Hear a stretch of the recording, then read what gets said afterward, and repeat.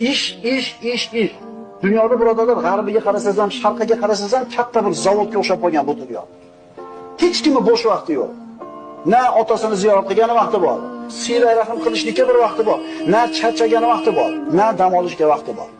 Musulmon odam shunaqa bo'ladimi? Endi qo'y boqarni insonni fikr qilishlikka imkoniyati bo'ladi. Nimaga keldi dunyoga? Kim u? Agar tog'da qo'y boqib yurib, qabristonda oldidan o'tadigan bo'lsa, qabrlarga o'tirib fikr qiladi. Mana bu boyroq odamning qabri ekan. Bu ham o'libdi. Mana bu yozuvni ham qo'yib qo'ymabdi. Kambag'al ekan. Demak, bu ham o'libdi. Men ham o'laman ertaga. Fikr qilishga fursat bo'ladi. Mana shu bir xotirjamlik, fikr qilishga fursat yo'qligi insonlarning qalbini qatirib tashlayapti. Bunda insonda tinimsiz ish bo'ladi, g'aflat bo'ladi, o'lim kelgunicha dunyo matosiga bo'lgan hirs bo'ladi. Ishlash yaxshi birodarlar, ishlash kerak, ammo uni haddi chegarasi bo'lishi kerak.